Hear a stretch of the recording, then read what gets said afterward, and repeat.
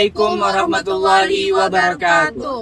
Halo teman-teman, di sini kami dari kelompok 1 ingin memaparkan hasil diskusi kami terkait materi harga pokok pesanan dan harga pokok proses.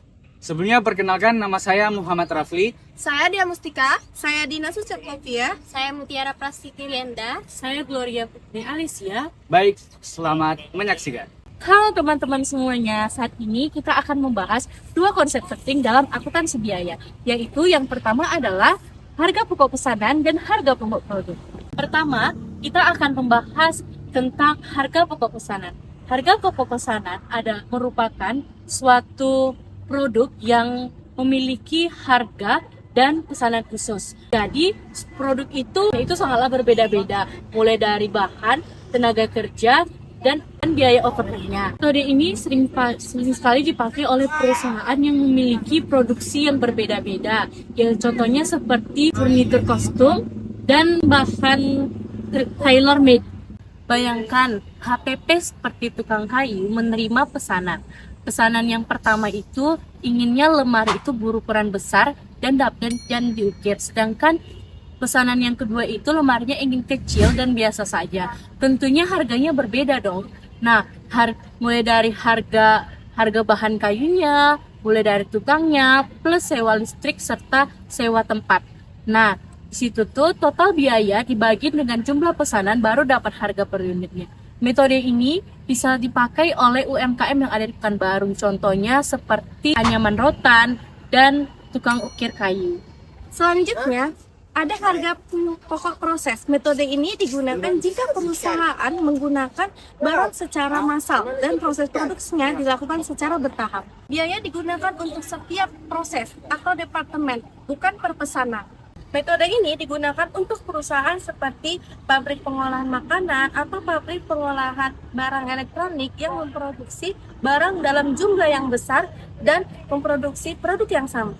Jadi, biaya dihitung berdasarkan rata-rata produk yang dihasilkan selama periode tertentu.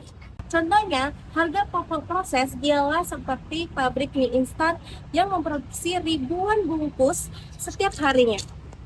Prosesnya dibagi menjadi 3 tahap. Yang pertama, giling tepung. Kedua, campur bumbu. Ketiga, potong mie lalu kemas. Kumpul per tahap atau departemen selama 1 bulan. Bukan per bungkus. Misalnya, total biaya tepung, gaji pekerja, dan listrik dibagi jumlah bungkus yang keluar periode itu. Semua produk sama persis, jadi rata-rata biaya per unit mudah dihitung. Cocok untuk pabrik makanan dan minuman massal di mana barang mengalir tanpa henti.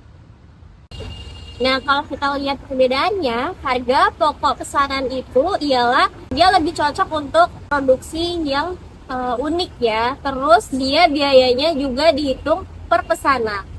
Nah, contohnya seperti masak nasi goreng pesanan di warung versus masak nasi bungkus di catering besar. Di APP, biaya per porsi nasi gorengnya itu terhitung terpisah ya teman-teman, karena topiknya berbeda-beda. Nah, saat selesai pesanan rampung. Harga pokok proses itu, biaya nasi bungkus itu dihitung bulanan untuk ribuan porsi seragam, lalu dibagi per departemen seperti potong ayam dan tumis sayur. Kemudian HPP itu untuk produksi yang unik dan sedikit ya. Kalau HPP yang proses itu untuk massal dan standar.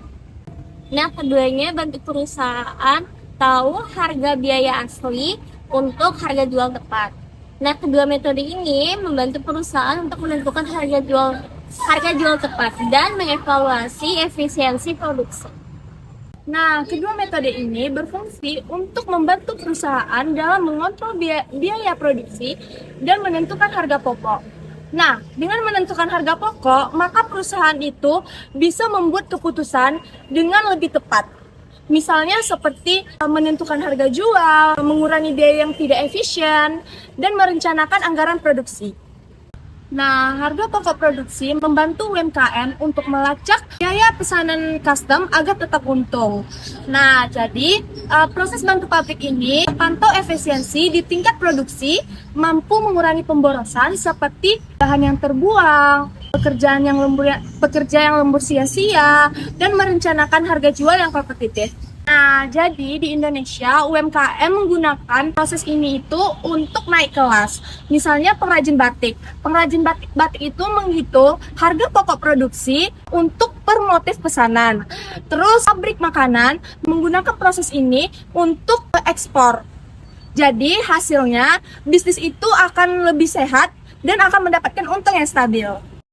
Baiklah, di sini kita akan masuk ke contoh dari materi yang telah dijelaskan sebelumnya. Soal dari materi ini adalah sebuah pabrik tahu makmur memproduksi tahu selama bulan Januari. Data biaya produksi selama bulan tersebut adalah seperti yang tertera di papan tulis. Biaya bahan baku adalah 4 juta rupiah. Biaya tenaga kerja langsung adalah 2.200.000 rupiah. Biaya overhead pabrik adalah 1.500.000 rupiah. Di sini juga ada data jumlah tahu, yaitu 2.000 potong tahu. Di soalnya, pertanyaan yang adalah disuruh menghitung total harga pokok produksi dan juga harga pokok produksi per unit. Mari kita cari. Pertanyaan pertama, total harga pokok produksi. Rumus total harga pokok produksi adalah biaya bahan baku ditambah biaya tenaga kerja langsung ditambah biaya overhead pabrik. Biaya bahan baku ditambah biaya tenaga kerja langsung atau BTKL ditambah biaya overhead pabrik. Sangat mudah, tinggal kita masukkan saja biaya bahan bakunya adalah 4 juta rupiah.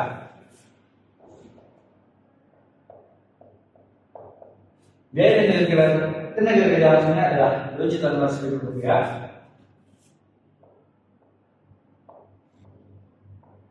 Biaya overhead pabriknya adalah 1.500.000 rupiah.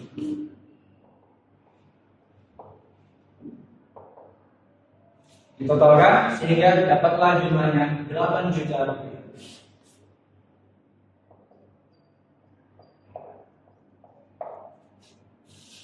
Maka total harga pokok produksi adalah 8 juta rupiah. Kita masuk ke soal kedua, yaitu harga pokok produksi per unit tahu. Rumusnya adalah total biaya produksi dibagi jumlah produk.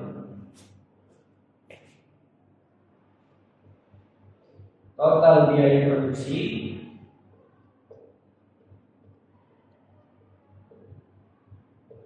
dibagi jumlah produk.